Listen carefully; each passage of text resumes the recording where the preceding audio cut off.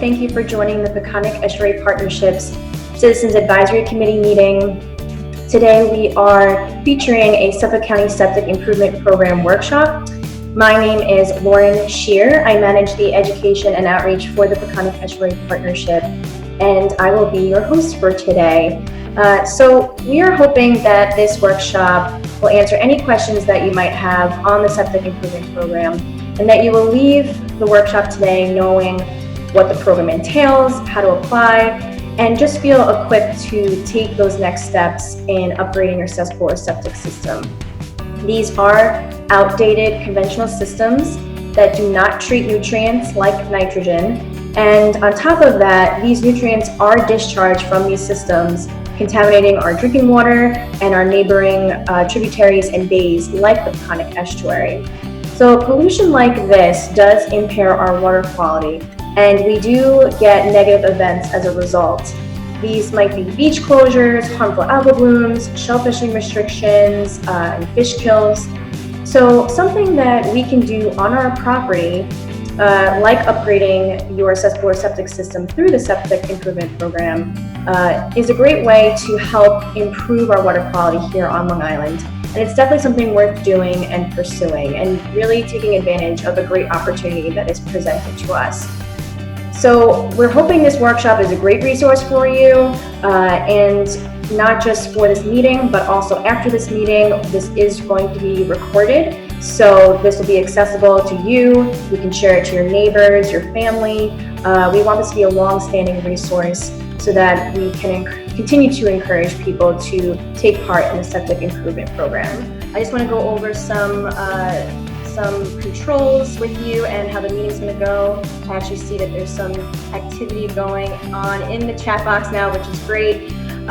So we have everyone on mute, and the reason for that is we are just hoping to minimize distractions. And if you haven't done so already, we're also asking to turn off your video cameras just to minimize distractions for the presenters. We did expect a large group of people today, so I see the participant number is climbing. So that'll just help to minimize distractions. But we do want to encourage feedback and questions during the meeting. So you can go to the toolbar in your Zoom platform and click on the chat box, ask a question, and submit it, and either myself or someone from Suffolk County will be able to answer your question. However, if that question is not answered during the presentation, during the workshop, we are holding a Q&A portion of the meeting around 3:30, 3:45, so about a half an hour left of the meeting will just be designated to Q&A, and our presenter will be able to directly answer questions that are coming into that chat box. So feel free to use it anytime during the meeting, and especially at the end. So I think that was all the Zoom controls I wanted to go over, and I will put that PEP website link in the chat box. But first, I would like to just go over who the PEP is, and for those of you who are not familiar with us. So the Peconic Estuary Partnership is one of 28 national estuary programs around the entire country that is federally funded by the EPA through the Clean Water Act. And the reason why our program was formed is because the Peconic Estuary, which is that body of water here between the North and South Forks of Long Island on the east end, is recognized as an estuary of national significance. So our program was developed with a mission to protect and restore this important ecosystem, not only the water, but also the land. So that's our watershed here. And this yellow line is outlining what encompasses the Peconic watershed. And what that means is this land here will drain its groundwater, its stormwater runoff into the bays. So when we're looking, when we're working with our partners, and because it's a collaborative effort to protect and restore our estuary, we have to keep in mind not only what's going on directly in the water, but what's happening on our lands, because they're highly interconnected. And so we are focusing on both land and water while we're working on projects to improve water quality, to restore habitat, protect wildlife, and also doing projects for climate change resiliency And last but not least, we are always looking to continue to maintain and build strong partnerships and engage with the community. And our citizens advisory, like this one today, is a perfect example of how we want to provide a platform for open communication and working together collaboratively. The septic improvement program that Suffolk County has is a great program that we're happy to have a workshop on today.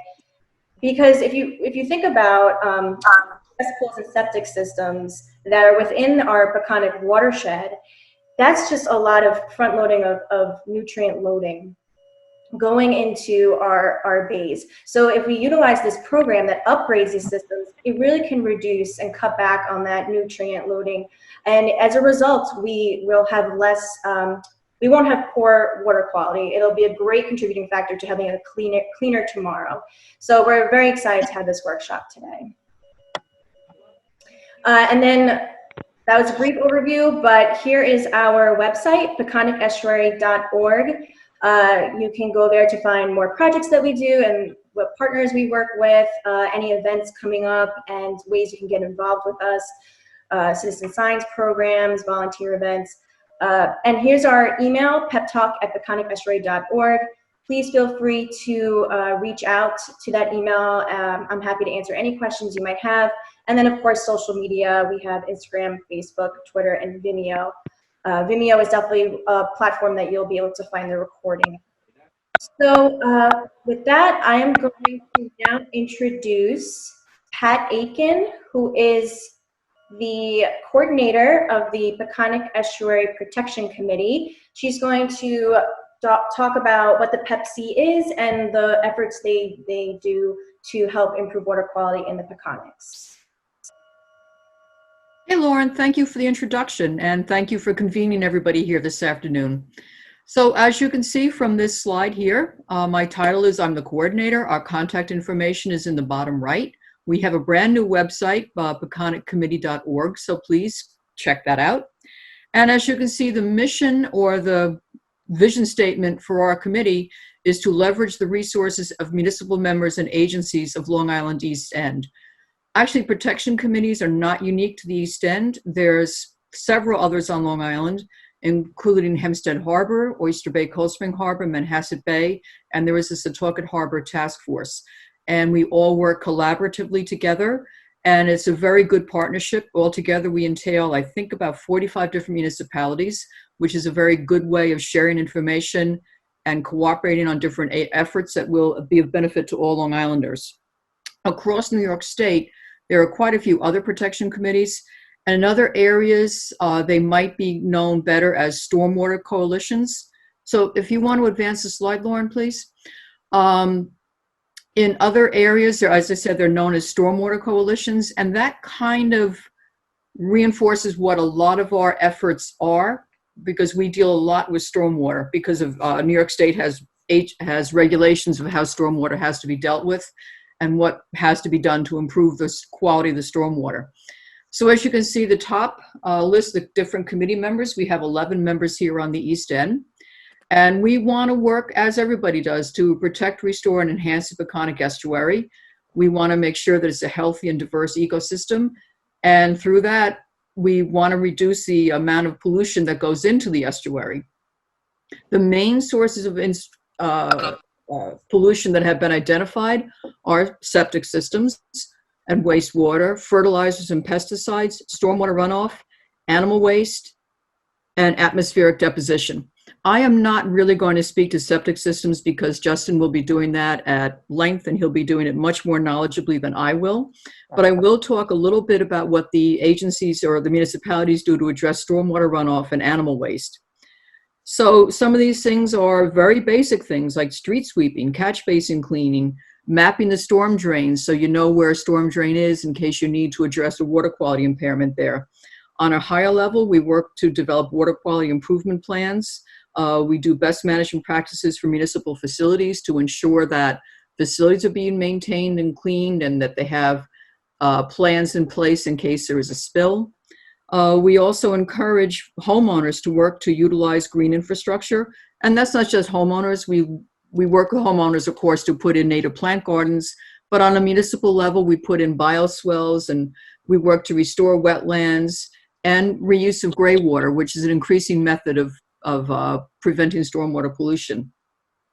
We also work very closely with homeowners to try to reduce animal waste. There's a lot of nitrogen gets into the water bodies from dog feces and from waterfowl. So we work to try to reduce that as much as we can, and just to provide knowledge to people that this is a real problem.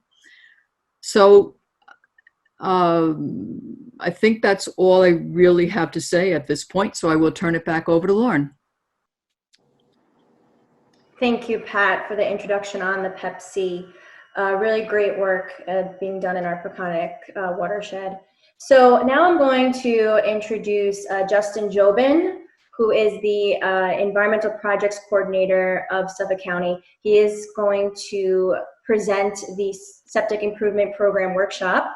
So thank you, Justin, for being with us today. I'm going to, stop sharing my screen so you can share your screen now. All right, thank you, everyone. Is everyone able to see my full presentation screen? Yes. Yep. Perfect. All right, so thank you, Lauren and Pat, for the introductions and for setting this up. Every year we do this, is probably, we did one last year. This is a very more intense, if you've seen some of the presentations that we've done, the public presentations. This is a little more intense. We get more into the process, into the details. I can pull up a PDF if we have time of some of the documents, and Anna Marie or myself can go through that if needed. But we'll try and get all the questions. I have a presentation that's going to last about an hour, so that should give us some time to go through some of the other documents and then also answer any questions that you have. Do want to mention that the great thing about Zoom meetings is that I can give a full presentation with a shirt and tie and not have to worry about anything else, and that I can also have on National Dog Day my dog on my lap, if you don't mind. However, as Lauren mentioned, I guess she wants everybody to turn their videos off as not to distract me. I feel like I'm talking to an empty room or a wall. I don't think I could ever do talk radio or anything. I need to see people's faces, but it's okay. I'm getting used to it. I've been doing a few. This is probably the 4th Zoom conference presentation that we've given, but I'll gladly, if anyone turns on their cameras, unless it messes up the recording of it, I don't mind. It's always good to have an audience, or a laugh track. If Lauren wants to turn on a laugh track, that's fine. All right, so thank you all. I'm the Environmental Projects Coordinator of Suffolk County Department of Health. We started and we kicked off our Septic Improvement Program back in 2017. And that was really a few years in the making. So I'm going to talk today, like I said, it's about an hour presentation. It's mainly going to focus on Septic Improvement Program. I also see on the notifications, I want to mention Anna Marie Ropelt is our contracts technician. She's on the call. On this meeting, she's going to be answering questions in the chat box, I believe. And she's probably better equipped as we get through the process stuff to answer a lot of the nitty-gritty details. So we're thankful for Anna Marie to be here today. And I also noticed Anthony Caniano's on here as well. He works in our office with the subwatersheds plan. He's a hydrogeologist.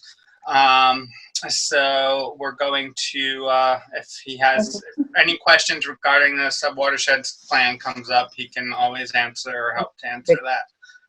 All right. So let's go through basically, why are we worried about nitrogen pollution? I think most of us in this room, in this meeting, know why we're worried.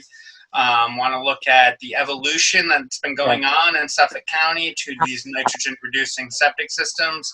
And then also really focus on the grant program. What is the Septic Improvement Program? How do you sign up for it? What is the process? How long does it take? How much does it cost? How many pieces of paper do you have to sign? How many trees are we killing? All that kind of stuff we will tackle in great detail. So thank you all. And like I said, we'll be about an hour of presentation. So this all started Can I basically, please? yes. Hi, Wendy, how are you? Oh, Okay. Was someone else talking, or am I continuing? Okay, thank you. So this started in 2014 when County Executive Balone really took office and really started to tackle the environmental issues in Suffolk County. And part of the State of the County address was declaring nitrogen as a public water threat and really starting the Reclaim Our Water initiative that was really born in 2014. So you actually, if I go back to the slide, you can see on the right-hand corner, that's our Reclaim Our Water website. So reclaimourwater.info, and you can, let me just turn on my pointer here. You can go to the website and you'll see this site a bunch today, but just you can click here to sign up for Septic Improvement Program. That's really the best way to get started. Then you see this blue bar down here, Septic Improvement Program. I give you a lot of information. So reclaimourwater.info, and the Reclaim Our Water program was born basically during the 2014 State of the County address. And why? Well, Suffolk County is the most densely populated area in the United States of septic systems. Right, so we're like under 900 square miles, I believe, and we have 380,000 systems. This is actually an old slide here. There's 380,000 systems, 360,000 residential. So 74% of Suffolk County is unsewered, does not have active wastewater treatment. Flip that over to Nassau County, where you have the exact opposite, where you have 25% on septic systems and cesspools. The national average, I believe, is about 20%. New England's pretty fairly high, with over 30% of the of households on septic systems or cesspools versus sewer treatment systems. So 380,000, there's approximately 20,000 commercial systems. There could be 40,000 once you start looking at all the different strip malls. Some are all tied into one system, some have multiple systems. So we really don't have a good handle on the number of commercials, but we know there's about 360,000 on-site systems. And the scary part of that is 252,000. So over 250,000 of these systems predate the requirement, the 1973 requirement for a septic tank. So we're talking a lot of these homes are predate 1973 and have old block cesspools. And I'll have some photos of that coming up. But that's a major problem because a cesspool is basically nothing more than a fancy hole in the ground, not even that fancy, where you flush your toilets and everything trickles through. Thankfully, we have sand in Suffolk County, and that's able to remove bacteria, which is where the focus was in 1973 when they developed the septic tank to leaching pool standards.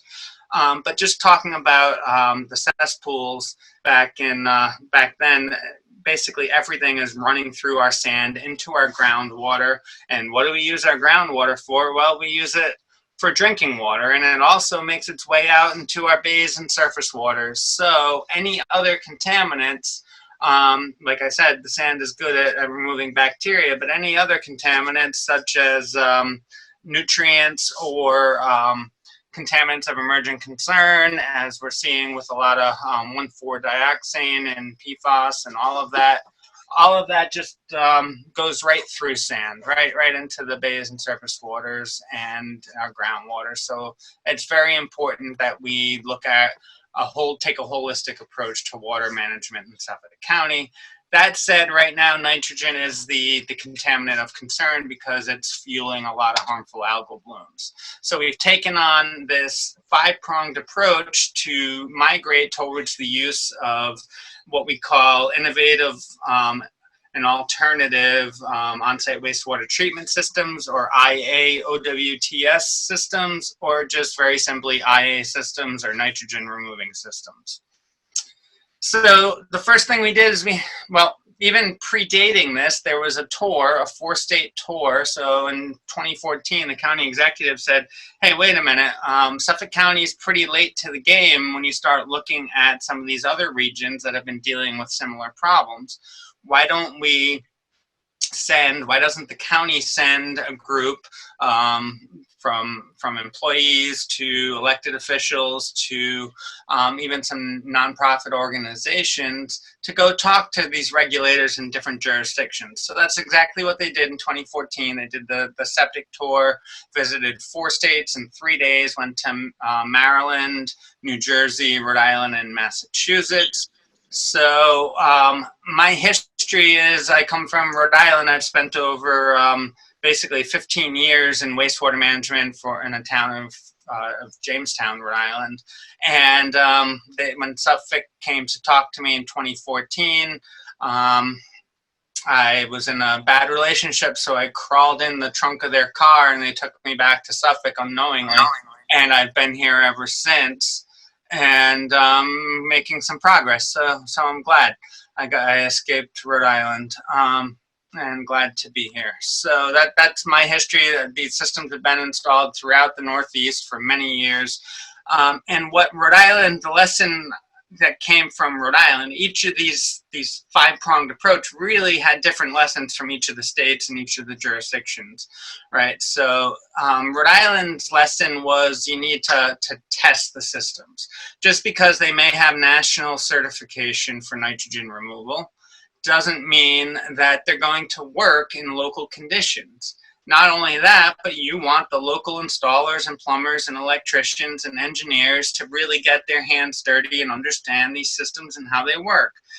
Which ones might be better suited for certain environments, certain lot sizes, and if there's problems with some systems, we want to know early on. So we did a demonstration program. Companies donated technologies for evaluation. If they met our stringent requirement of 19 milligrams per liter total nitrogen, then they received a streamlined path to provisional approval, and I'll go through that a little bit more. But we took a few years initially to test the technologies. We had 13 technologies that we looked at, and right now only 8 of them have provisional approval, and we might be revoking some provisional approval on 2 of the technologies, which I'll talk more about. So that's important to note. That just because they have NSF 245, which is the National Sanitation Foundation's nitrogen reduction basically certification, does not mean that they're going to meet our standard of 19 milligrams per liter in Suffolk County. And it really depends on influent. NSF was looking at 50% nitrogen removal with 19 milligrams per liter. What we're seeing, and I'll get more into this, but we're asking a little bit more of these manufacturers and these systems. We're asking to get down at least 70% nitrogen removal. So anyway, we've tested the systems, we've certified systems. The second thing we did in 2015 was prepare the industry. We changed the licensing. Prior to this program, anybody could basically, if a master plumber could go rent a backhoe and install a sanitary system. There was no training or specific training for the liquid waste industry. And as you know, liquid waste industry is a pretty wide open industry. It could be jetting lines, it could be pumping out systems, it could be installing systems. So we wanted to make sure that there was subsets or in different endorsements, and also continuing education. This should be treated like most other professions, where you're required to, every couple of years, to when you renew your license, you'll have to submit continuing sure that you're up on the latest and greatest technologies. And we thought that was very important. So that was the first move that we've done. And then we later in 2016, so basically this is very chronological here. 2014 we demoed the systems, 2014 through 2017. 2015 we tackled the licensing. 2016 we started allowing use of these systems as a right without Board of Review variance. And that was enacted through Article 19 of the Sanitary Code, which was, I believe, July 23rd of 2016, if my memory is any good.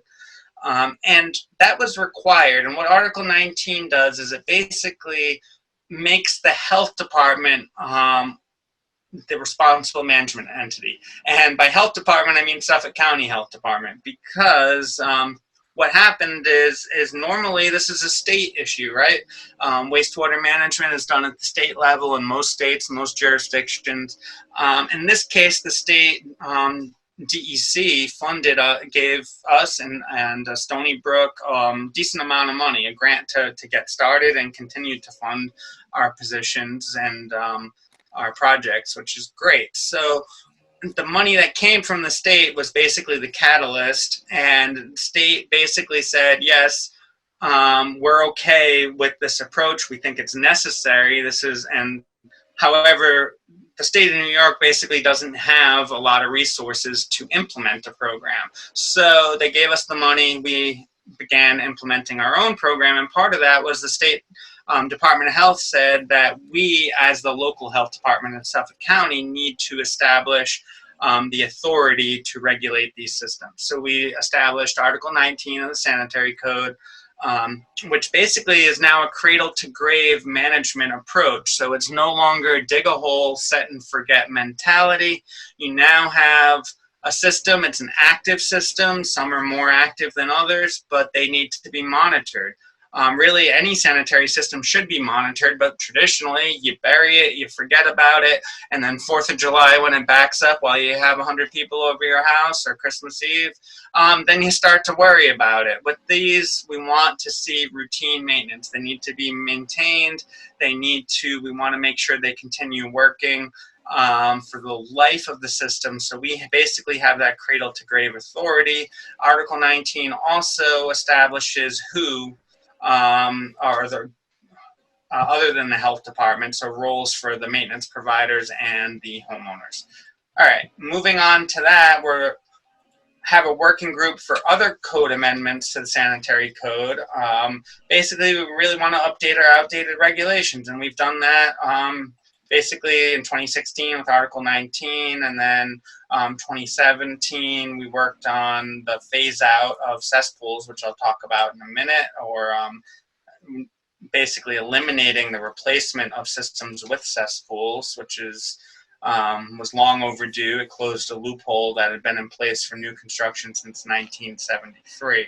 So moving on, we have that code in place, we have the working group in place, and we have our subwatershed wastewater plan, which recommends policy decisions. So right now we have pending legislation, and this isn't really the forum for it, but if anyone's interested, contact me, Anthony, or Anna Marie, and we'll get you information. But we are proposing some changes to the sanitary code, which would do two things. One, require these systems on new construction in Suffolk County, new construction and renovations, basically anything that would require the town to require a new sanitary permit from the health department. And then also we're proposing to change the setbacks for Appendix A systems, which are the larger, they're package treatment plants. They're a step below your sewage treatment plants. And what that would do, that's mainly aimed at like downtown villages and hamlets, and would allow greater, easier placement of these systems to allow for greater nitrogen reduction, and also basically in some cases can help rejuvenate some of these downtowns while still reducing the net nitrogen. So those are the two things in front of the legislature in September. If anyone's interested in more information, gladly provide that to you as a follow-up to this meeting. All right, so putting new technologies in place, that's why we're all here. We're identifying priority areas for advanced treatment. That's what Ken and Anthony in my office do with the Subwatersheds Wastewater Plan, which basically provides a blueprint for how do we reverse the decades of decline in nitrogen pollution in Suffolk County. So it's set out to answer a bunch of questions, and it's not a policy document. Anything that comes out of that has to go before and be approved by the legislature, as I mentioned. So it's it's just a very scientific document, incredibly solid document that took an approach, looked at initially 191 water bodies, scaled down to 189, and came up with the nitrogen loads for each of those water bodies, and came up with priority areas and a goal for how to really reverse the decline within hopefully 10 years and really start shifting things and transitioning to mainly IAs in these areas by and within the 30-year process. And 30 years, you say, why 30 years? Well, that brings us to the cost, right? This isn't cheap. It's definitely cheaper than doing nothing. And I want to mention that it's a heck of a lot cheaper if we can treat our wastewater before we put it into the ground than clean it up afterwards and mitigate, especially from a drinking water standpoint.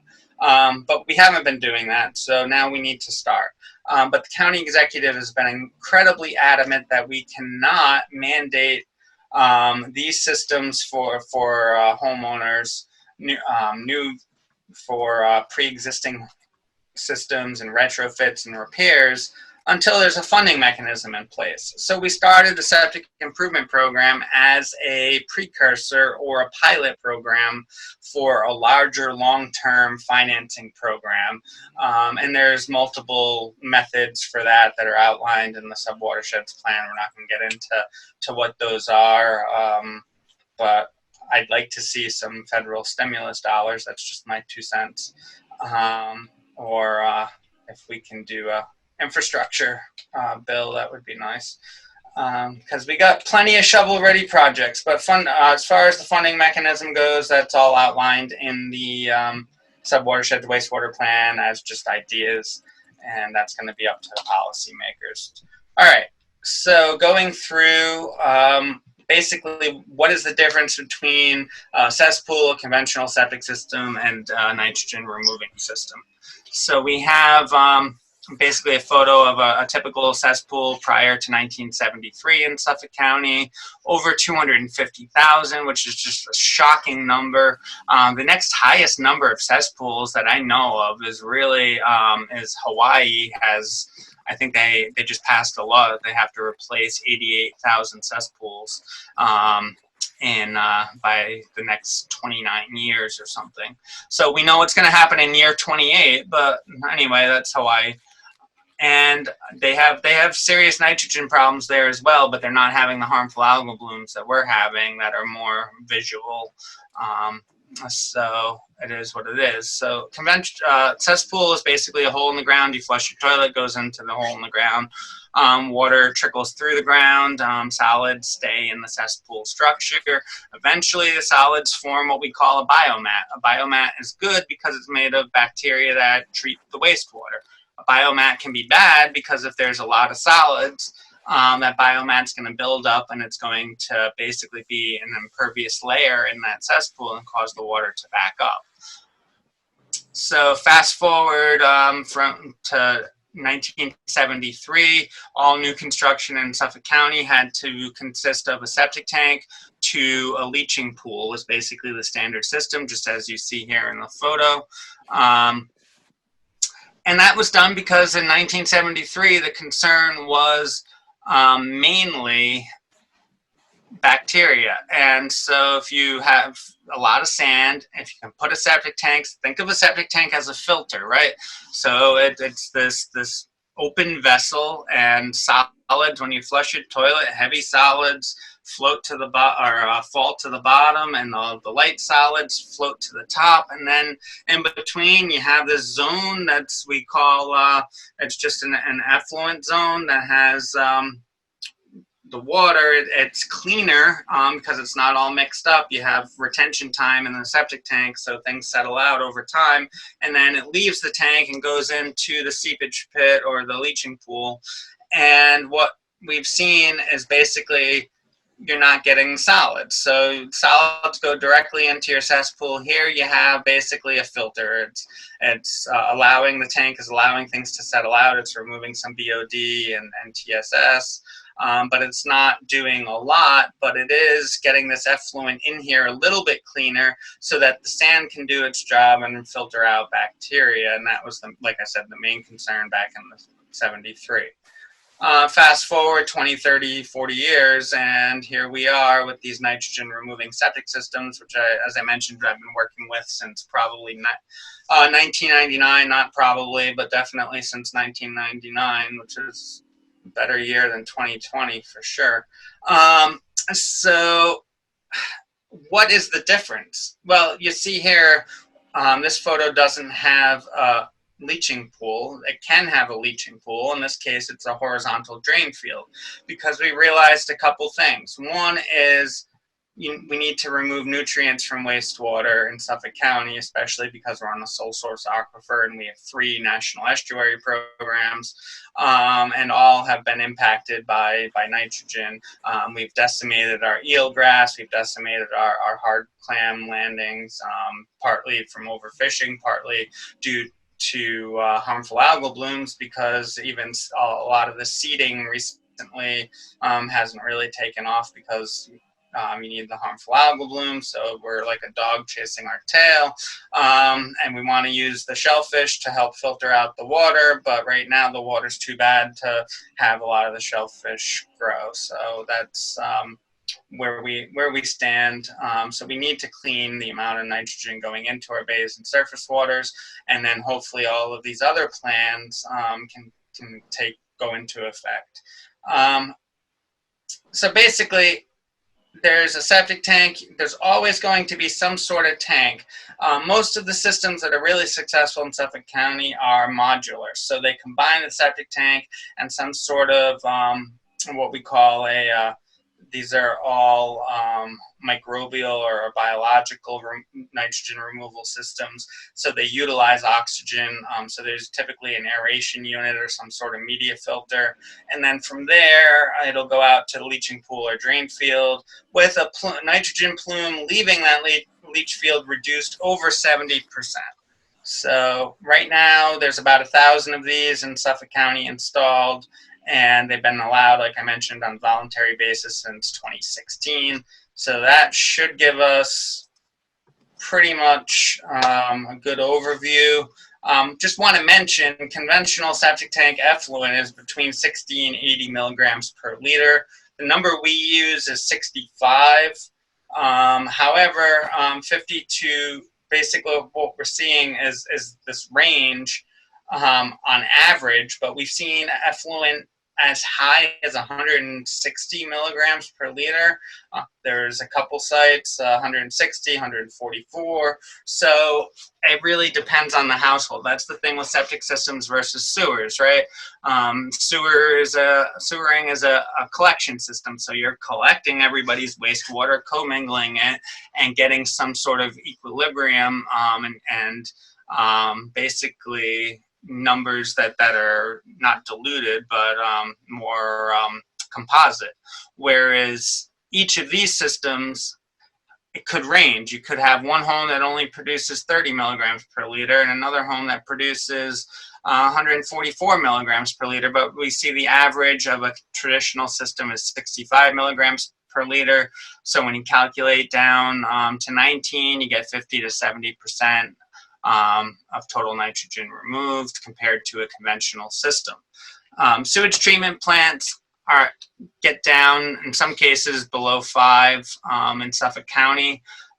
So there is a difference here. These systems have been what we've seen more cost effective per pound of nitrogen removed, and we're also working on additional systems and innovations such as polishing units and horizontal leach fields, which are removing even more of the nitrogen. So I'll get into that briefly, but really the main focus of this is the grant and loan program. Just want to make clear, one of the reasons our grant program has been thriving is because as of July 1st, 2019, you can no longer replace a cesspool with a cesspool. Again, it's been a septic tank and a conventional system has been required on new construction since 1973, but there's always been this loophole on pre-existing homes, and they could replace their cesspool with a leaching pool or an overflow pool with no septic tank. So septic tanks, as I mentioned, are very important. So now, moving forward, the homeowner cannot replace their cesspool with a cesspool. They have to install a septic system, a conventional septic system, which is more expensive, ranges $6,000 to $10,000, but less expensive than an innovative alternative system, which a nitrogen removing system, which I'll be talking about that in prices, which is why we have our grant program, is to offset the cost. We're also looking at pressurized shallow drain fields, because when you treat wastewater to a very high level, I actually have, yes, I'm a weirdo here, but I have some wastewater with me here. And if you're looking at the video, this, right behind me, I have an IA, an advanced treatment system. I'm not telling you which one, but we took a sample. I don't know if you can see it. This is the dirty water from the septic tank. And this is the clean water that's going out to the leach field. And since I'm using a virtual background, you can't really see it, but you should be able to see it's fairly clear. Now I have all this wastewater on my desk, but I already sanitized it, I swear.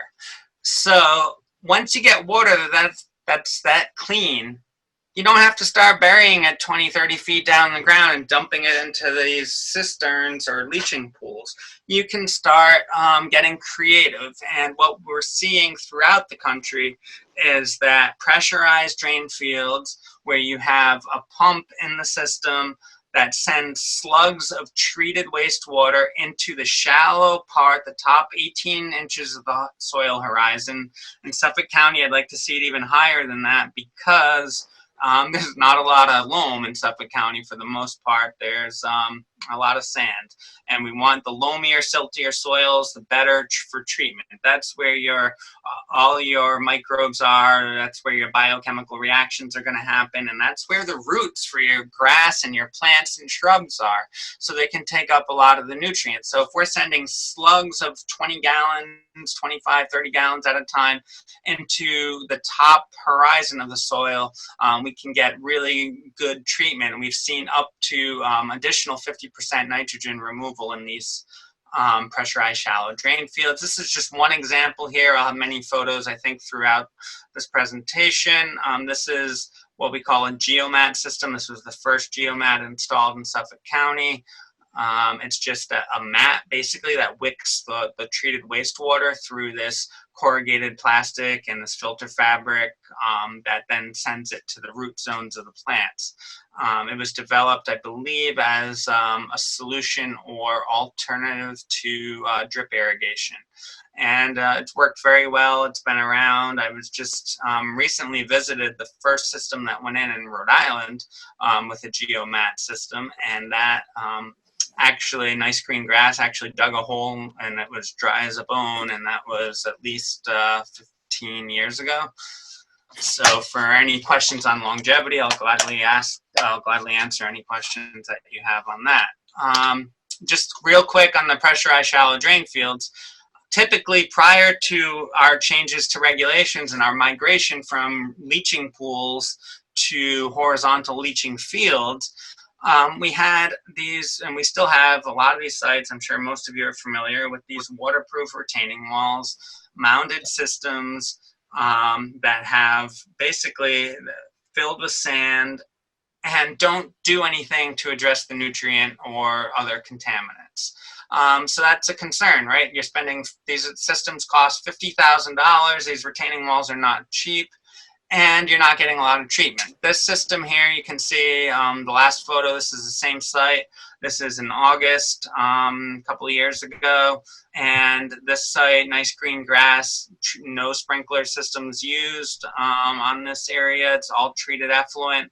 You're getting additional nitrogen removal. Again, your treated wastewater nitrogen is in the nitrate form. And what loves nitrate? Well, anything you throw fertilizer on, really, your grasses absolutely take this up. And you can look at this photo, and you can't tell me, looking at this photo, that there's not nitrogen uptake from this leach field without, in the middle of August, without any water except for treated wastewater being provided in here. And the system typical cost is $26,000. it's half of what you would pay for a conventional mounded system. And that's just something to keep in mind, that you can't always avoid retaining walls with pressurized shallow drain fields, but 90% of the time you can. And you can save quite a bit of money while you're at it. So they do take up a larger footprint in some cases, and that's something the engineer would look into and balance and give you your different options as a homeowner. All right, let's move quickly. I'll pick up the pace a little bit. States with advanced treatment, IA programs, basically most of them, 37 plus DC and the US Virgin Islands, all have programs for nitrogen removal. 7 states and Puerto Rico have programs for BOD and TSS reduction. Those are the NSF 40 systems. And then there's 1 state that basically has nitrogen reduction for commercial only. This is based on our research, and also EPA did a bunch of research on this as well, but that was a few years ago, so we tried our best to update it. And I think we were fairly comprehensive in our research on this. So that's nationwide, right?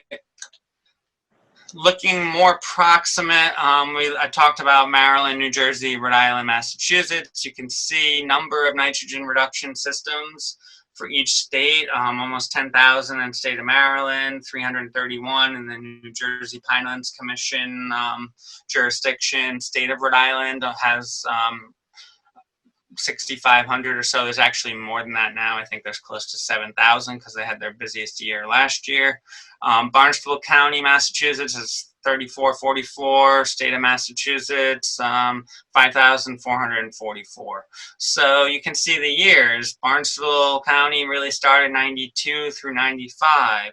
Rhode Island, 1999. That's when I started with this. Maryland, 2005. And then here comes Suffolk County, way behind Barnstable, but you know, better late than never, and we're able to learn and from a lot of these jurisdictions and lessons learned. And I'm able to, I was very lucky to be given a chance to kind of help design the program and create the program and fix and learn from some of the mistakes that were made in Rhode Island, some of the mistakes that I previously made. So it's sometimes nice to have a second chance. I would like a second chance at college and high school at some point, but we'll see. So we have 1,000 systems installed in Suffolk County. This is as June 1st. There's more now. We're also updating our database to get better records, to have real time. I'll talk about our fun database conversion project later if I have time. And regionally, or at least in these proximate jurisdictions, there's over there's close to 22,000 systems installed. Now, when you start looking at septic systems and percentages, you'll see Suffolk County has a lot of systems. State of Maryland has the most at 420,000 statewide, but Suffolk County is much smaller than the state of Maryland. And to have 360,000, New Jersey Pinelands Commission basically has 331 installed, 10,000 homes or systems. Rhode Island's 150,000, so Rhode Island's very similar to Suffolk County, and that's the same population. We're about 1.5 million in both Suffolk County and Rhode Island, and there's about less than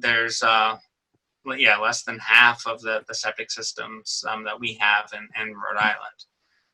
Barnstable County, Massachusetts, very similar to Suffolk County, right? A lot of systems, very similar soil conditions, very similar even home usage and seasonal usage of property. So I know that might be a question later on, but we've seen no difference in seasonal operation versus year-round operation. All right, just going through, here's some different photos of different areas. This is right here is Jamestown, Rhode Island, where I worked for 15 years, right on the water. They have a mounded system, they have mounded leach field, and there's a textile filter system. This, I believe, is North Carolina, Outer Banks area. And they have a mounded peat filter leach field here. This is a pond in Rhode Island. This is an old photo, but this is where I am right now, actually. And we have innovative alternative system right here, and this monstrosity that looks like a cat litter box is the leach field that Rhode Island has. It's one of these raised bottomless sand filters, same thing you see here, used for high groundwater situations. So just really looking at by decade, we're increasing, not decreasing. So if there's any installers on the meeting here participating or looking at this, the video of this, now it's a good time to get into this industry. We've regionally increased from over the last decade 1,000, and then 2019 was the biggest year for a lot of these companies and a lot of these states. We'll see what 2020 had. We know 2020 has been a little strange, but that's also led to a lot of failures of existing septic systems, and I'll gladly get into that more. All right, let's talk about our options. These are just the proprietary systems. These are everything that has provisional approval in Suffolk County right now. These three right here, the HydroAction, FujiClean, and Norweco, are all the most popular systems. Basically, they're all one tank systems. They're basically, I showed you that photo that had a septic tank and a treatment unit. These three systems have the septic tank and treatment unit all combined. You can see here's HydroAction, there's septic tank unit, fiberglass tank, and here's their aeration unit. They have a recirculation pump which sends water back here, which I can get into more. FujiClean, smaller system made from Japan, from Japan, made and are assembled in the U.S. Suffolk County was the first market they got into in the U.S., so we have that claim to fame, and we're one of their main storage areas in the U.S. We're hoping to get them to assemble in Suffolk County as well. 3-compartment tank, small fiberglass tank, weighs 450 pounds, so good. Both the HydroAction and FujiClean can be good to get into backyard areas. Norweco, 3-compartment system as well, 1 tank, pretty good for high groundwater areas because it's concrete, it's heavy, you might not need anti-buoyancy. If you put these in high groundwater, you do need some sort of ballast or concrete to weigh this down, or helical piles or something along those lines. And then there's the Norweco Hydrokinetic, which is a much larger system. We don't see many in Suffolk County.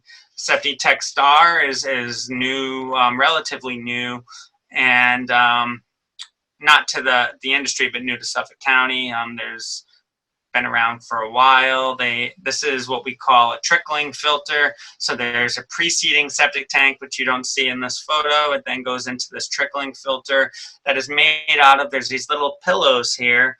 Not the My Pillow pillows, but maybe those would work as well. But these have polystyrene beads. So if you were to basically cut open a beanbag chair, that's what the material is. So nitrifiers are not as fussy as we thought they were about what type of media they'll live in. They just want to live on something with high surface area and a lot of oxygen and some wastewater that they can eat and break down.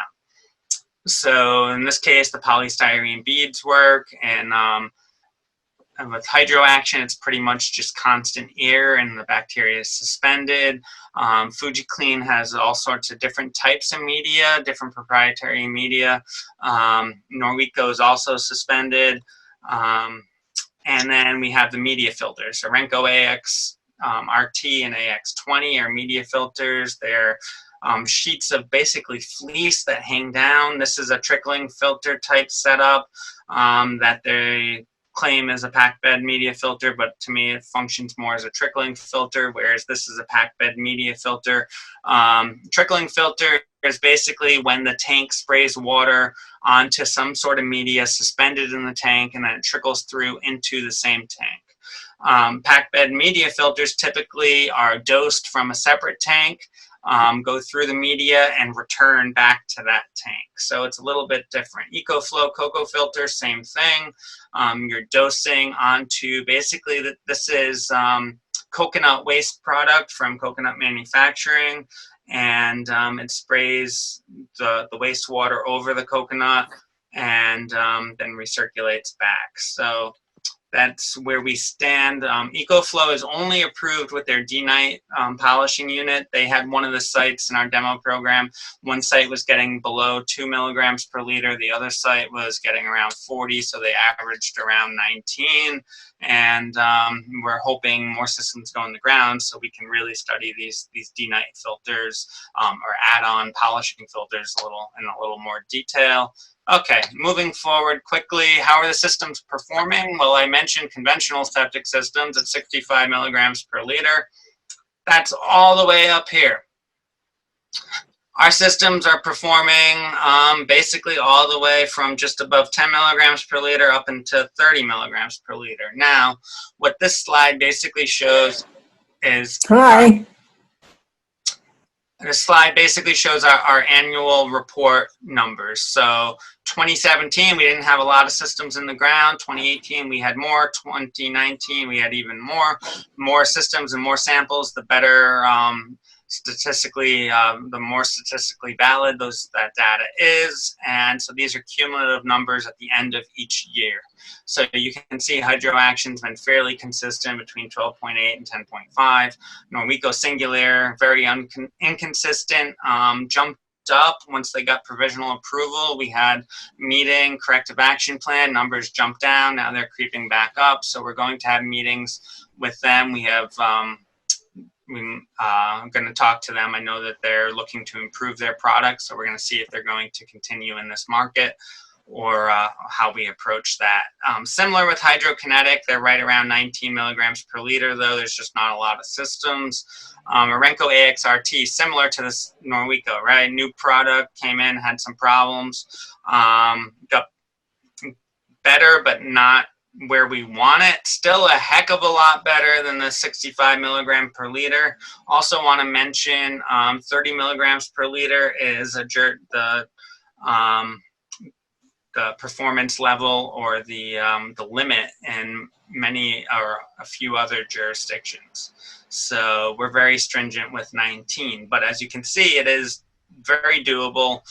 Fuji is between 9.2, 11.4. Septic's been consistently under 19. Orenco's other product, the AX20, which is the one that I have here and that I just showed you, is performing pretty darn well at 9.5 milligrams per liter. And then the EcoFlow, as I mentioned, they're right on the 19 line, but only 2 systems and 4 samples. One thing to look at is look at the difference. The cumulative average for 2017 was 25.9 milligrams per liter. At that point, people were a little scared and starting to question if these systems can really do what we say they're going to do.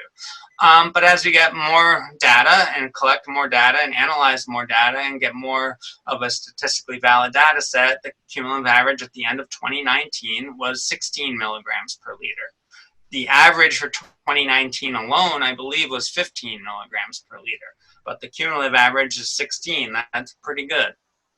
So moving on, this is a snapshot from for 2019. Obviously, I'd like to show you more current data, but COVID unfortunately shut us down with the sampling on a lot of these systems. We hope to resume shortly, but you can see for 2019, hydroaction was 9.4, Orenco AX20 9.5, Fuji Clean 11.2. So these are really good performing systems. Septic 14.5, EcoFlow, I mentioned only 2 systems. The hydrokinetic was below 19 for 2019. And then the Orenco AXRT and Norweco Singular were struggling, but still under our minor and major violations. We've since changed our standards and we're going to be doing enforcement. Okay, so I think that gives a good overview. We're also looking at other technologies with Stony Brook. They're working on trying to get these to a smaller footprint. They're working very well at nitrogen reduction, but they're very expensive and have a large footprint, so we're working with them. My personal opinion is the box system is the most promising, can be used following any type of aeration or going to following maybe as a polishing unit. So we're looking at that. It's the best performing system from our data. It's the best performing system system with Stony Brook's data as well. You can see their nitrogen performance is doing fairly well compared to some of the other systems as well. They're right in line with Arenco, Fuji, and Hydro Action.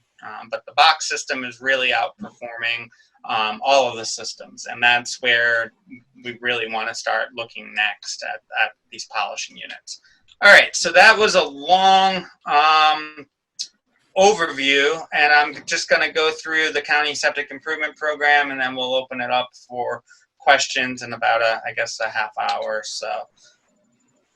So what is Suffolk County Septic Improvement Program? Well, it's basically these three things combined. It's the county program administered by the health department of up to $20,000 in grant money. There's a state program also administered by Suffolk County Health Department with up to $10,000 in grant money.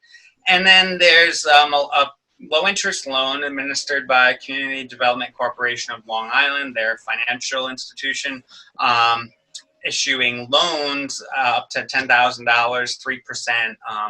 Payback is a 15-year period on that. It comes to $67 a month or something along those lines for the full $10,000. So basically those three bubbles or pots of money combined equal the septic improvement program. So the county grant is very simple. It's a base grant of $10,000. An additional $5,000 may be available for a pressurized shallow drain field. You'll notice previously I mentioned pressurized shallow drain fields can remove up to 50% of the additional nitrogen, and also are good at removing phosphorus, and there's been studies shown that they can remove contaminants of emerging concern. So we wanted to incentivize the use of pressurized shallow drain fields. We also needed something for the low to moderate income property owners who want to move forward, but they may not have the money for the out-of-pocket expenses. So we have an additional $5,000 grant for that. So the $10,000 is the base grant. Then you have the $5,000 for the PSD and $5,000 for the LMI, or low to moderate income. So you can get up to $20,000.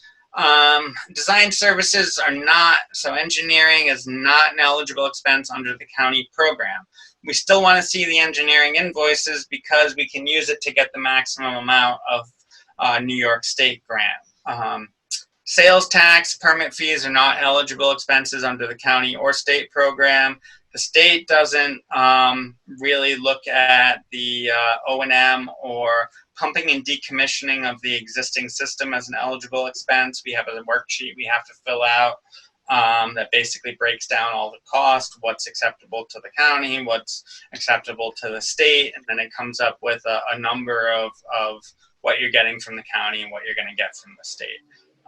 So I think that pretty much covers that. Okay, so 3% interest rate is comes out to $69.06 a month, or basically $29 a year.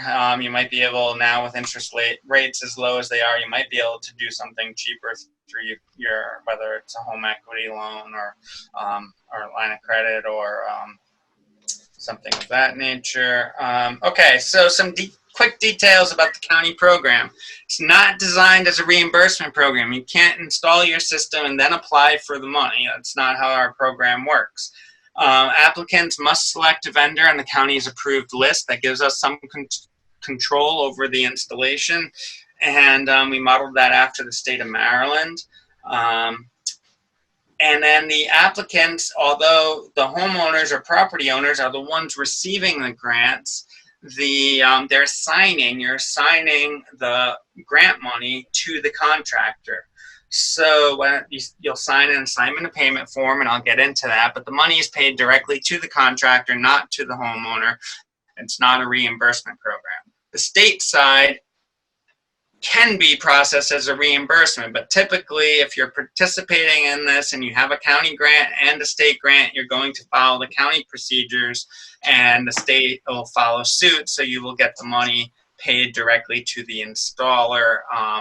But if it's an instance where you're only utilizing state funds, we can pay we can reimburse the homeowner. We just need additional information such as proof of payment from your financial institution, that the costs have been paid and what the costs are, and we'd still need the invoice to make sure they're eligible costs. Grants and reimbursements, I'm going to talk more about this later because there is some movement on this, may be subject, or right now are subject, to federal and or state taxes. Applicants should consult their own tax, legal, and accounting advisors regarding individual tax implications. So our Department of Audit and Control will not process payments unless there is a W-9 on file from the applicant. That's so that the 1099 can be issued.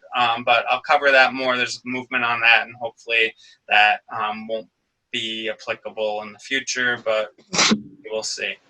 If the property is owned by a trust, corporation, or LLC, additional documentation is required. So homeowners will receive different forms. There's 3 forms: a living wage, lawful hiring, and union organizing forms. That's only applicable if the property is in trust, LLC, or corporation.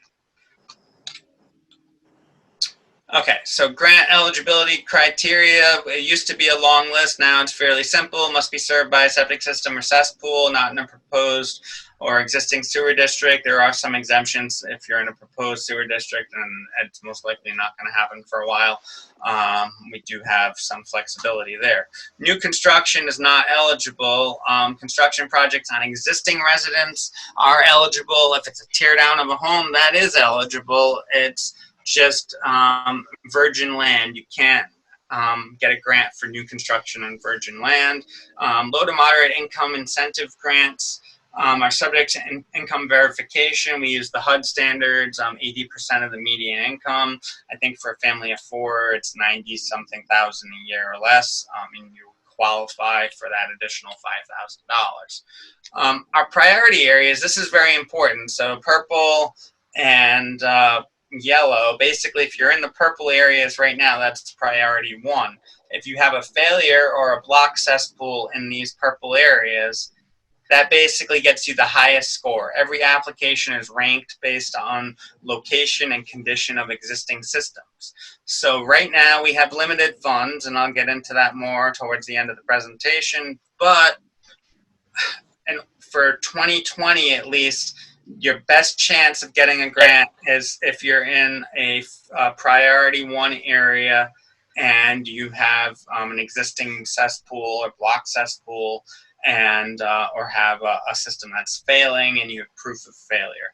And because we have very limited grants, and the grants have to go to the highest priority areas and the worst off systems initially. Prior to this year, that wasn't a problem because we had enough money to fund anybody who came in. And then we had a big surge, and now we're limited in funding, which I will talk a little bit more about. Our website, again, reclaimourwater.info. Septic Improvement Program has a lot of information. A lot of the cost information is on there. This is an old screenshot, but it does have, our website has a lot more information than I'm capable of rambling on about today, and I'm capable of rambling on about a lot of stuff. On our website, this is just an example of some of the different documents that we have on there. Just we try and be as transparent as possible with homeowners. All of our contractors have gone through this solicitation of quotes process.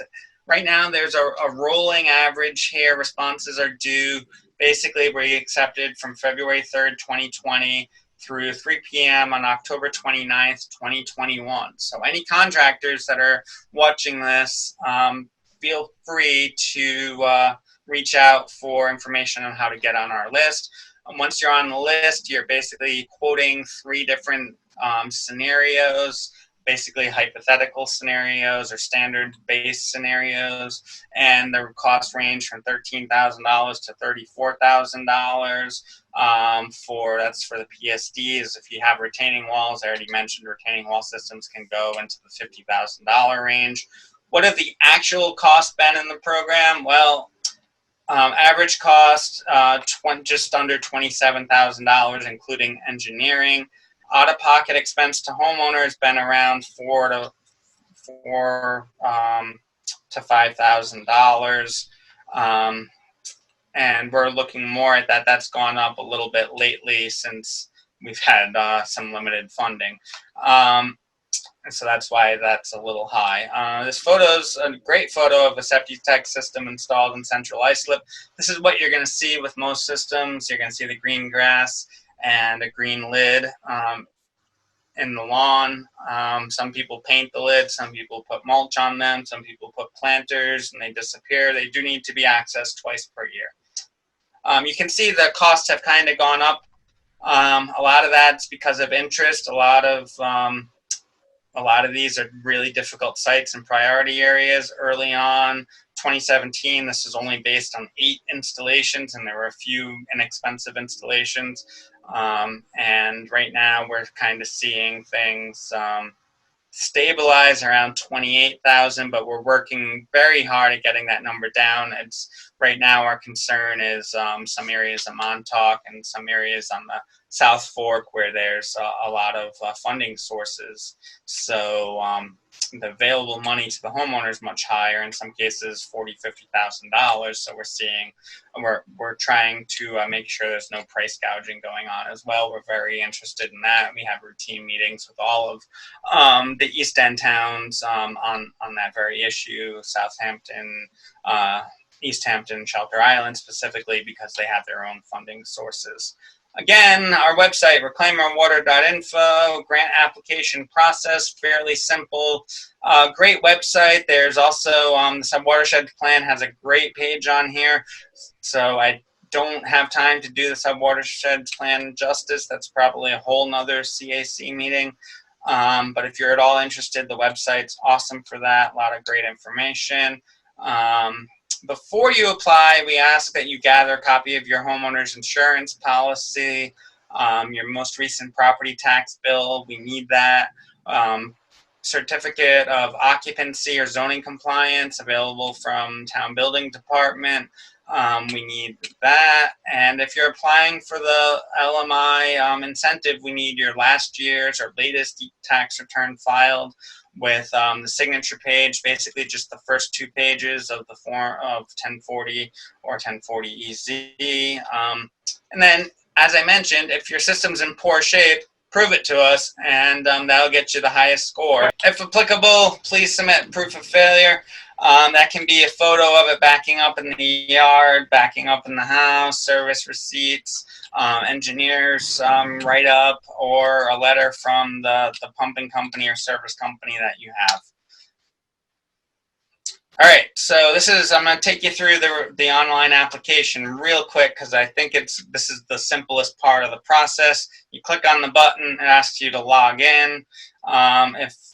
Chances are it's going to bring you to this other page where you register for the program and log in. Right now, they consolidated it, so it's actually all one page. You type in, obviously, your name, contact information, you create a username, password, and swear you are not a robot. If you are a robot, I am sorry, we discriminate against robots. Moving on. Brings you into the next page where you're going to identify, is it a business, is it an individual, and who are the legal deeded owners. If you can apply based on your information, and if during our research we find that there are other deeded owners, or if it's in a trust and there are other trustees, then we will come in here and add this. You would type in your tax return amount, and also if you're applying for the low income incentive. Dwelling information, you would just simply type in your address, and this is on the next slide. Once you type it in, it'll pop up on the map, it'll tell you where you are, and it should give you a priority area, and it'll automatically populate your parcel ID number. And this is just a guy in our office that filled this out, so this isn't any thing, but it does show that he's in a priority 1 area. So if he has a block cesspool, he would get a score of 100 and be on the list for hopeful funding in 2020 if you were to apply. So the next section asks for a mailing address if the mailing address is different. Dwelling use features, is it single family home? Yes, no. How many bedrooms? How many occupants? We need the number of occupants and the tax return. Again, if you're applying for the low to moderate income incentive, because the HUD standards are based on the income and the number of occupants in the property. And then whatever you know, the more information you know, the better. But if you don't know it, then you don't know it. So you can click on known, but we're asking what your current system is: block cesspool, precast, septic tank and leaching pools. If the house was built after 73, chances are this is what you have. If it was built prior to 1973, chances are it's either a block cesspool or unknown at that point.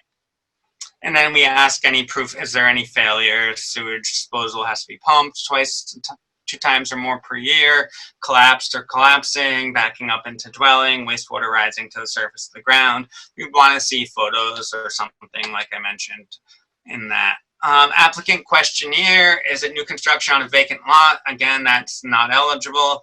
Does it rely on a septic system? Basically, are you replacing a cesspool or septic system with one of these new nitrogen reducing technologies? If you can't go from a sewer system to one of these. So that's what that question's asking. Are there any real property tax liens on, are there tax liens or foreclosures on the property? We ask the questions, but we just don't take your word for it. Anna Marie actually pulls the deeds and checks any liens or foreclosure actions.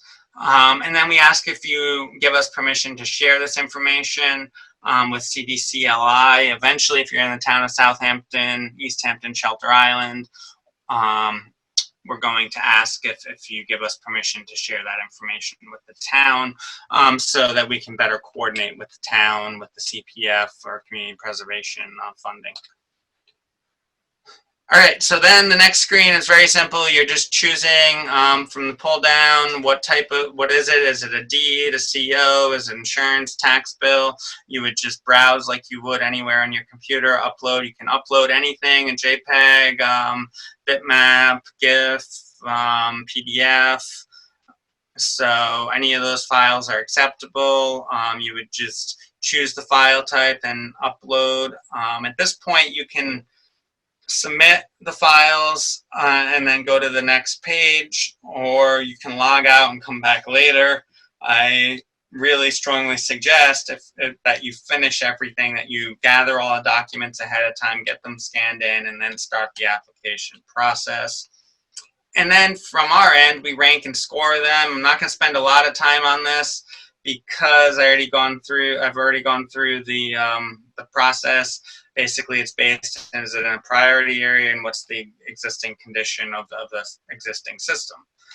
Let's see, execution of grant agreements. So we will issue a grant acceptance packet for the county and or state. Homeowners have to, all legal deeded owners have to sign and notarize the county agreements, sign state agreements, get everything back to us. You're supposed to do it within 30 business days, but we've been granting a little bit of leniency during COVID. And then after it's fully executed, which means it's signed by and notarized by both the homeowners and all the county necessary parties, you will get an executed contract in the mail. Homeowners basically have to contract with design professionals at their own expense. If you're in Southampton, East Hampton, or Shelter Island, you can submit those invoices to the towns and they will reimburse you if there's available funding. So the design professional, your engineer or architect, would complete an application and submit a cost estimate to us.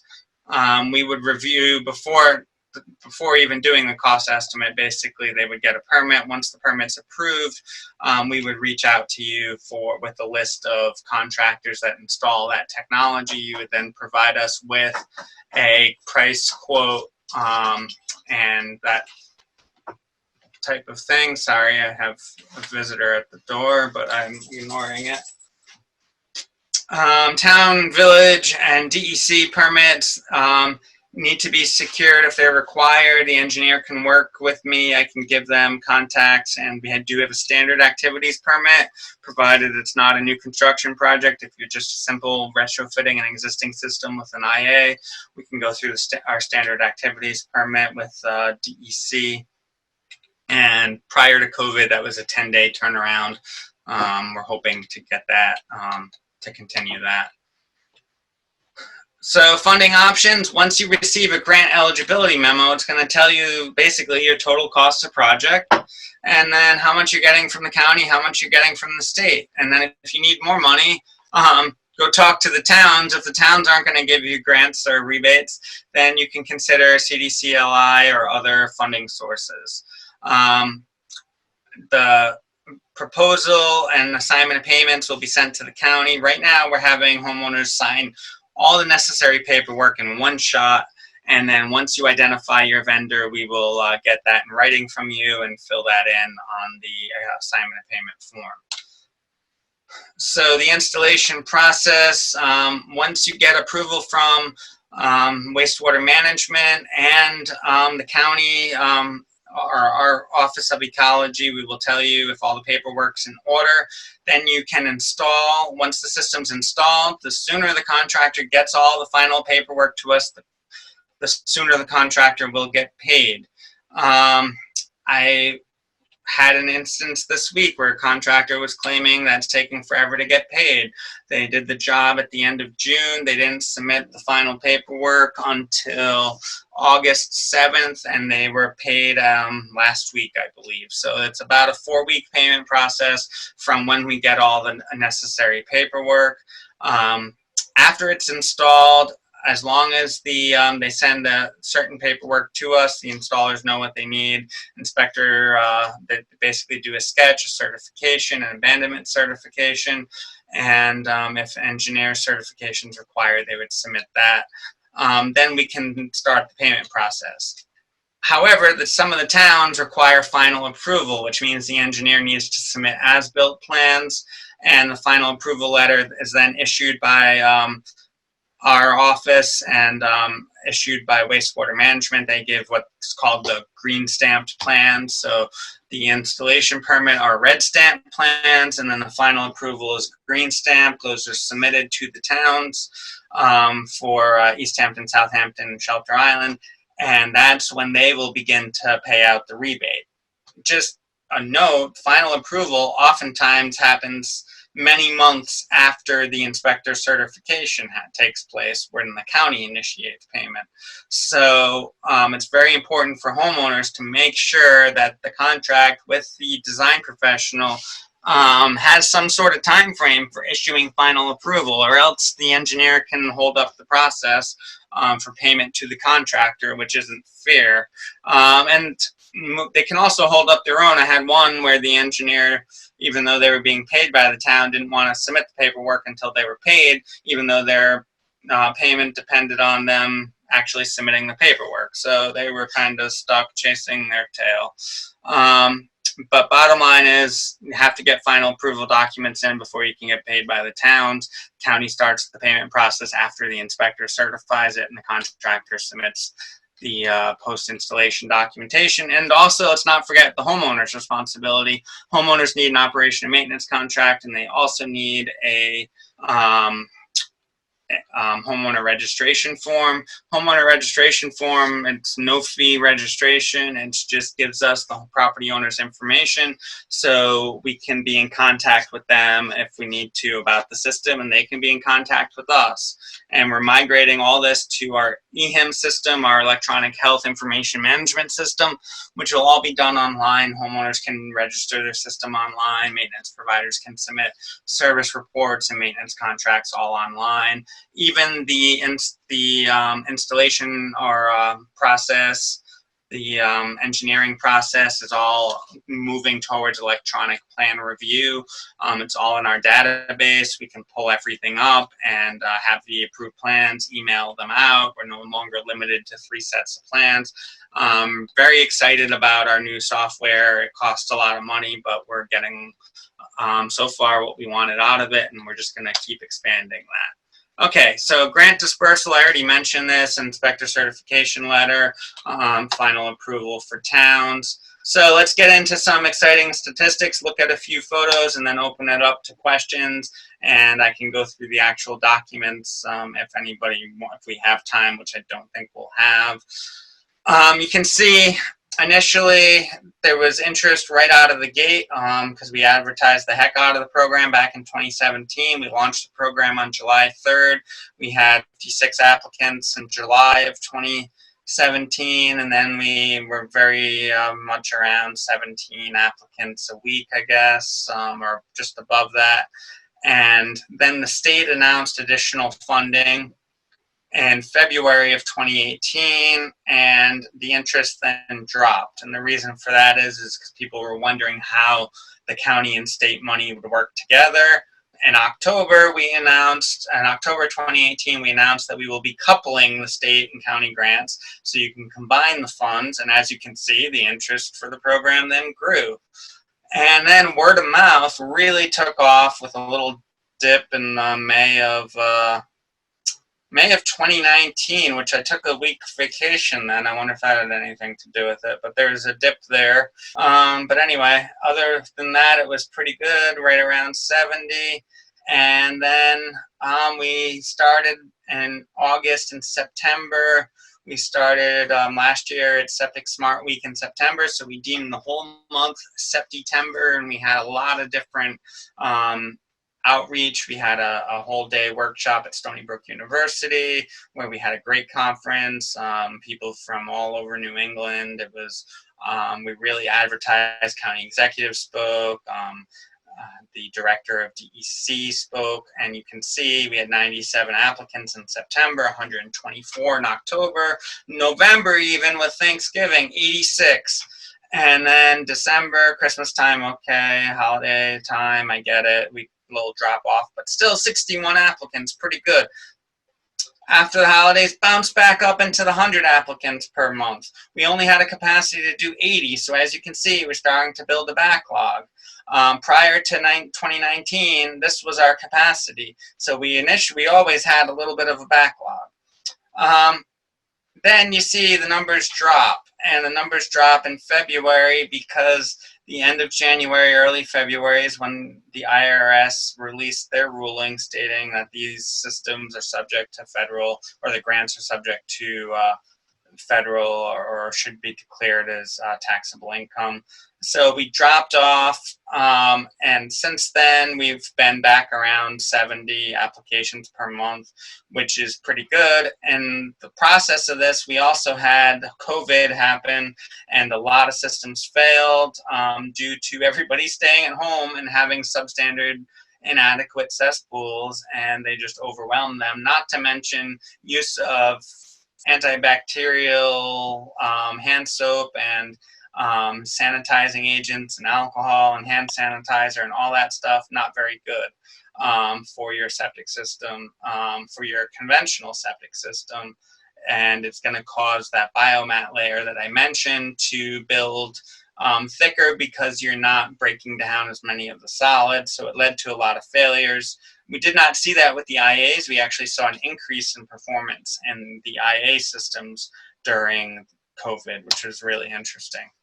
Okay, application status. We've had just under 1,800 total applicants for the program. We've issued, I think this is actually 1,080 grant agreements have been issued so far, 522 installations as of August 1st.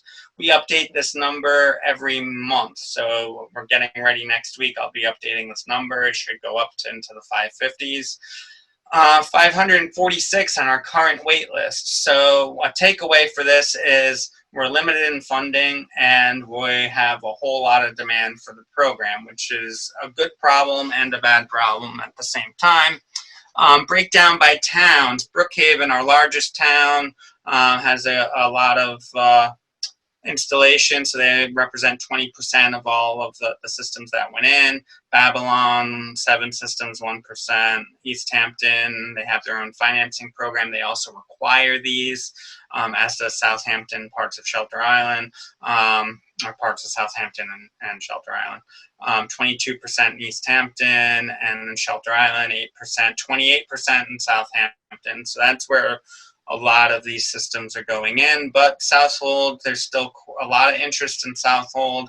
We just have to get additional funding, and we've seen a migration towards the western part of the county. Smithtown picked up, as did Islip, which we saw with the Great River Sewer project being turned down, and also basically a lot of action in high groundwater areas in Sayville and Oakdale and things like that. Okay, moving forward. We did request additional funding because the program's grown exponentially since we increased or coupled the state and county grants. We also had a streamlined permitting process for failed cesspools that want to move to IA systems that was implemented in August of 2019. That really kept engineering prices very low, and we call that our catastrophic failure process, and was very successful, and really what led to the basically decimation of our funding during COVID, because we gave out so many grants that we received additional funding, but we still have way more demand than we do funding, and I'll get into that. We saw in April of 2019, 20% of grant applicants reported failures. In April of 2020, that number surged to over 60%. Again, that's the COVID factor. That's not just us. New Hampshire had to issue a warning telling people not to use or try to keep the hand sanitizer and the bleach wipes and Clorox wipes out of the toilets and out of the drains because they were seeing a lot of conventional system failures. It's also been noticed in Massachusetts and Rhode Island as well. We have monthly calls with the various states, and that's been a concern. What we haven't seen, as I mentioned, is issues with the IA systems. There have been, anytime you use Clorox wipes, don't flush them. It might say flushable wipes, don't flush the flushable wipes, throw them away. That's the only thing that can really damage the IA system. Antibacterial agents can kill good bacteria for a little while, but the bacteria, basically one flush of the toilet, if there's some good material being flushed down that toilet, the bacteria wake up and start to grow and reproduce, so it's not a problem. We did receive an additional $3.7 million. 42% of all the systems installed through the Septic Improvement Program have replaced existing failed septic systems or cesspools. The average county grant amount from 2017 through June of 2020, I believe it is $11,543. You see up to $20,000, but the average amount is $11,543. So total funding allocated, county had $11.7 million allocated so far. State had $10,025,000 allocated. We've expended over $5 million of county funds, over $4 million in state funds, but we've allocated $10.8 million of the $11.7 million for the county funds, and $9.9 million out of the $10,025 million from New York State. So we have enough money right now for 2020 for 59 to 76 county grants and just under 11 state grants. However, the state program, we allocate the maximum amount for both of these programs. So if it's grants up to $15,000 or $20,000, that's what we put into our tracking sheet. If the homeowner moves forward and costs less than that, then this number will decrease and the amount of grants will increase. Same thing for the state. The state is up to $10,000, so every time we issue a state grant, $10,000 is allocated to that applicant. If they get less than $10,000, then this number will decrease and the amount of grants we can issue will increase. Looking at installations by year, I don't know why 2018, what the heck?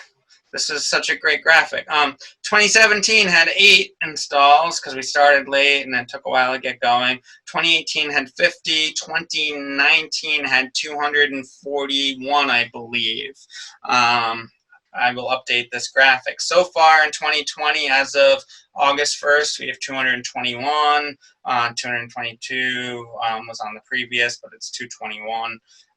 There's a duplicate in there. So 221 installs just in the first part of 2020, really. There's a lot of demand.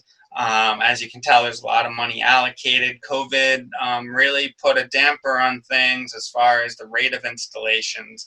So that's starting to gear back up, and we're anticipating potentially 300 installations by the end of the year, additional. So that would give us over 520 installations. Benefits of the septic improvement program: over 11,000 pounds of nitrogen removed per year to date. We provide, obviously, financial assistance to Suffolk County residents. We allow for streamlined replacement of unsafe polluting cesspools. And we're funding, this is, the county program is tax revenue for water quality improvement projects. We're basically taking tax revenue and giving it, infusing it directly into the local economy. The state program is bonded money, but we're taking that and we're infusing that into the local economy. We're seeing jobs created. You see here, this is the Fuji warehouse in Manorville. This is Fuji systems arriving, hydroaction systems arriving in Riverhead. Both of these companies made significant investments. There's company Roman Stone, who represents Norweco. They manufacture in Bayshore. He's from Sayville. They manufacture concrete tanks. And then there's Septic of Long Island, which is also out of Riverhead, and they assemble the Septic systems locally. So it has created jobs. It's created jobs for operators. It's created jobs for project managers. It's created jobs for estimators. It's created O&M jobs, and it's created general laborer jobs. And according to this, looks like you need a forklift operator here. So there's some guy, a forklift operator there. So there's, bottom line is, this is not only an environment, the main goal here is environmental improvement project, but it's also infusing the local economy, creating jobs. And finally, it's, we've done a study, and I don't have the slides on here, but we hired the nation's leading appraisal company, and it's shown that these innovative alternative systems can enhance property values pretty significantly, between 10 and 16%. Just a few photos: control panels and air vents. These systems do have, this is an Arenco system. They typically only have one panel. This was a demonstration. This is a Fuji system. A little doghouse for the aerator, a vent pipe. You'll notice these have a very musty smell. You're not getting any smell out of the vent pipe. This is a charcoal or carbon filter on there. Little control panel. We mount it remotely just off of the house or deck or whatever.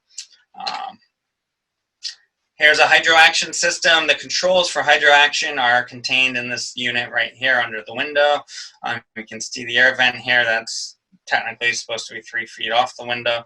And then you see the 2 lids for the hydroaction system. Then it looks like there's a sampling port or something there that they may not need on your job. Here's another hydroaction system, very beautifully landscaped. This is right across from Suffolk Harbor. And you can see just the 2 lids, and the rest of it not even visible. Here's a system in Jamesport, beautiful grass, 3 lids. This is a Fuji clean after the installation. This grass over here, where my laser pointer is their pressurized shallow drain field. Incredibly great green grass, not being fertilized or watered. It's being treated with septic system effluent. In the root zone, shallow zone of the plants. We're not spraying wastewater. We don't do that here. They do that in Texas and parts of the Midwest, but they also chlorinate, and we don't want to chlorinate. Fuji before and after some landscaping, pretty exactly what you would expect with dirt and grass. That's what it looks like. Here's a Fuji system just on Shelter Island, just off of the driveway. They could even throw mulch and some planting in here and really blend it in. Speaking of blending it in, Septic, you can't even see. This area here is grass area, is a pressurized shallow drain field being, again, irrigated with treated wastewater, and your Septic system's hidden in this mulch landscaped area. Just blends right in. Here's a Septic and pressurized shallow drain field. This is the geomat I mentioned. This is one of their concrete units, which is also manufactured locally. 2-tank system, septic tank treatment unit going out to pressurized shallow drain field. You do have to expect that your yard is going to be dug up, unfortunately. So there is disruption. That's during the installation. And apparently my photo post-installation is gone. No, it was all beautiful green grass. And my whole point of this is just ruined now. All right, moving on. Taxability of grants. So the responsibility for generating tax forms basically lies with the Suffolk County Department of Audit and Control under the leadership of the comptroller, who's an independently elected official, and health department has no control over that Department of Audit and Control, and it's the Department of Audit and Control's really responsibility to generate tax forms and determine that we're in compliance with all federal and state tax rules. So we had a ruling or a guidance from our council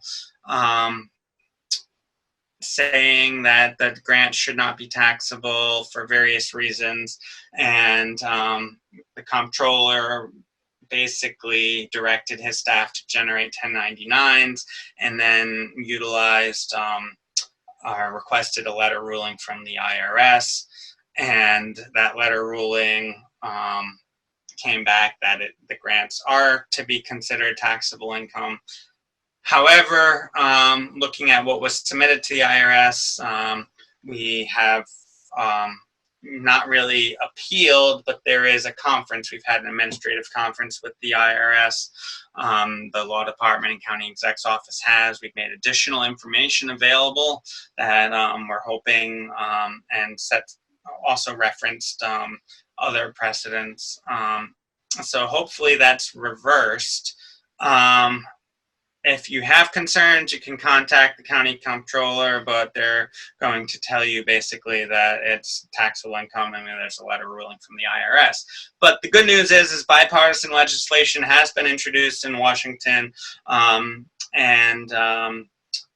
it did pass the House, and the next step is the Senate, and that will exempt these grants from taxable income. So we will keep you all informed as that goes on. And just some more photos and success stories early on. Norweco system went in, $0 to the property owner. This is the first system that went in. This is a hydro action system. They decided to leave the controls in the middle of the system. They can also be mounted remotely. Again, most of this was paid for with the grant and the town, all of it really. Another system, this was retrofitting an existing system, so they kept some of the existing system. Out-of-pocket expense, this is in Brookhaven and Shoreham, $300 to the property owner. Here's a very heavy-duty H20 system in a driveway in Montauk. Very expensive $30,000 system, property owner, $11,000 out of pocket, but then received that money from the town of East Hampton. So that cost very little out of pocket. Here's another one, cost the homeowner $4,300 out of pocket. And then finally, just another Fuji photo where it cost the homeowner about $4,600. Reclaimourwater.info, and we can do questions. And I think I went way over, so I apologize. But I think there's a lot of good information there for everybody.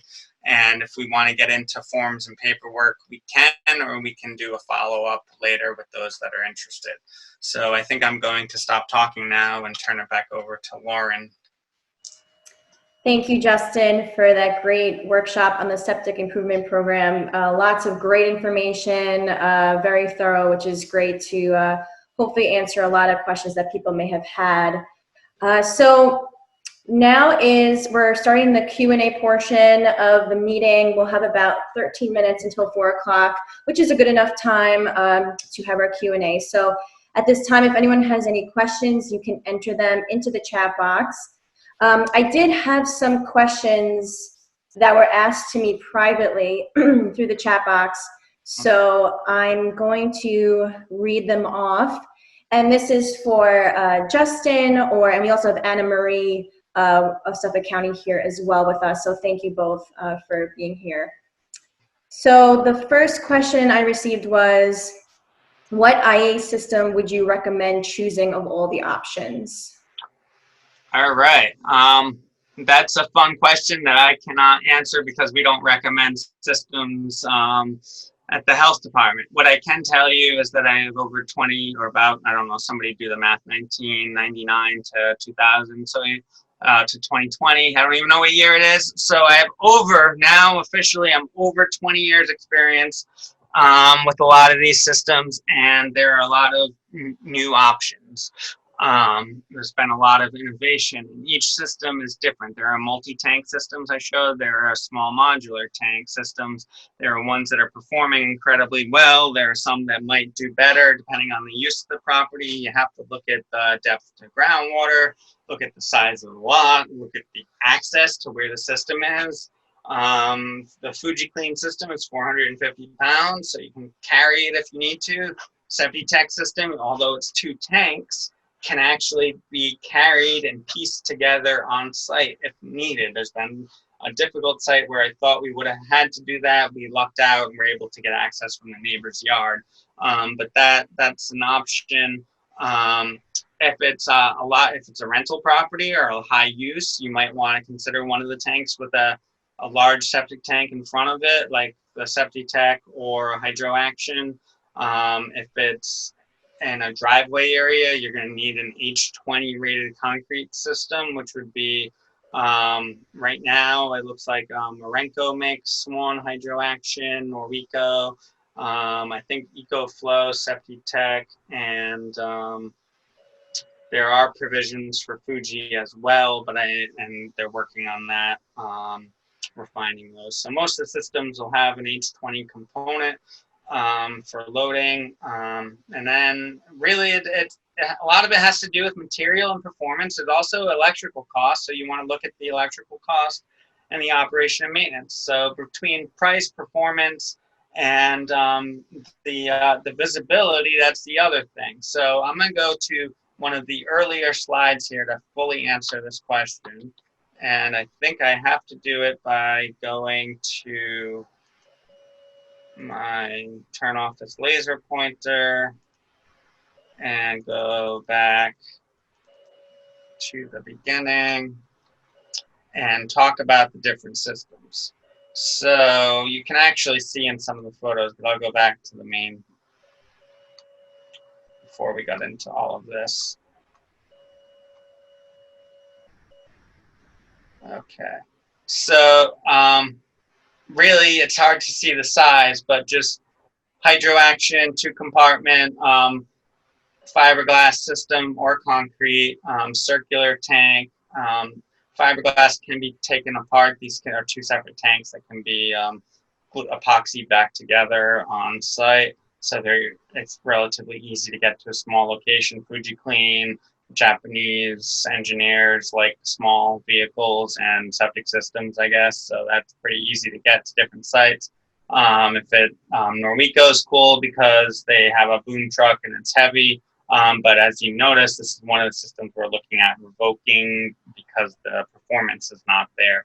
Norweco Hydrokinetic, very large system, and the performance is right around 19 milligrams per liter. There are a lot of lids on this system. So aesthetics is huge. We're seeing people really choose Hydro Action FujiClean as their #1 systems, and Septic is third, just because of what you're looking at. Hydro Action, if you hide the controls, you're looking at 2 lids. FujiClean's 3 lids, Septic 4, lids, 2 on each tank, but they're 24-inch diameter lids. And Fuji Clean, I believe, has 18 and 20-inch diameter. Hydro Action, I believe, is around 20-inch diameter. So that's something to look at. The Sorenco units, both of them have 4x8 fiberglass lids, so it's very visible. And this EcoFlow also has a hatch here that's square. I don't know the dimensions, probably 2 feet by 2 feet. That's visible. So unless you want to get creative with some stone and mulch, then you'd have to look at it. Some people don't mind looking at it. I personally don't mind having it because it's a nice flat unit. You can put planters or whatever on them. So it's personal preference and aesthetics, but really talk about your depth to groundwater, because the Fuji system here, and I realize I'm using a pointer without activating my pointer, but the Fuji system here is probably just over close to 52 inches. And Hydro Action's a little deeper, so you might have a little more dewatering if you're in high groundwater for Hydro Action. But Fuji and Norweco also has a low profile that could be good because it's heavy and it could go into high groundwater areas. So there's a lot of variables. Talk with your engineer, look at your lot size, or give me a call. 631-852-5811. That'll be Joan. Leave a message with Joan and she'll relay that to me and I'll get back to you. All right, next question. Great, thank you for that. So we have 2 other questions in the chat box. Christine Flatley, do you have a recommended list of design professionals? Unfortunately, I cannot give out a recommended list of design professionals. We did have a list of design professionals because at one point we paid the designers, and then it became very complicated. So what we have, what we're working on, what we tell homeowners is check with the manufacturers. And on our website, we have contacts for all the local distributors for all of these technologies. So you can call them, and they typically have engineers in your area. Tell them where you are, and they'll give you a name of an engineer that they've certified. That said, I'm still trying to see if we can assemble a list, because we have a list of all the engineers that have participated and designed these 522 systems that have been installed so far as part of the Septic Improvement Program. I'd love to get that list online, even if it's just a phone number and just a list and saying these engineers, as of whatever date, have experience in the program, engineers or registered architects. Those are considered design professionals. But other than that, we can't publish anything. But I'll let you know if we can at least get that list up there. If not, the best bet is to deal with the local distributors, and they'll tell you which engineers they've certified in your area. Thank you, Justin. There is another question, and then I still had a couple ones that were sent to me privately earlier. What or who comes by to maintain the system twice a year, and is there a cost for those maintenance visits? Yes, so I glossed over that very quickly. So these systems, they are active treatment systems. They do require maintenance, and there is a cost associated with that. It ranges between $250 to, I think, $415 is what we're seeing in Suffolk County. The first 3 years, not to sound like a salesman here, first 3 years is included in the purchase of the system. After that, it becomes the homeowner's responsibility, and that's about $300 a year. There's also electricity, because these systems do require electricity. Depending on the technology, it ranges between, I'd say, as low as $20-something a year to as high as $270 a year. But overall, that's fairly minor when you look at it. It's the O&M is what you really have to look at. And the other thing I recommend about your evaluating systems is talk to them and see what's included in the O&M, because some of these companies may include routine pumping. If the system needs to be pumped out, I mentioned early on the purpose of a septic tank is to collect solids. That's still the case here. A traditional septic system, 80% of the solids are being broken down by bacteria. We're seeing much, much more being broken down in these systems but there still may need to be pumped out. They're smaller septic compartments, so some of the companies include that as part of the operation and maintenance. So that might already be included, and that might that might help you make your decision as to which technology you go with. So what we're seeing is with electricity and O&M, the average annual cost to the homeowner after year 3 would be under or around $500, which is a stark contrast to Southwest Sewer District, which I believe is $700. And there are other areas on sewer districts that are much higher than that you pay every year and part of your tax bill or sewer bill. Thank you, Justin. So we have 2 minutes left. There are 2 questions left. I guess I'll say them both at the same time. One of them is, point of clarification, does the manufacturer certify the design professional or New York State? And then the other question is, how many approved installers are on the list? How long of a wait before installed?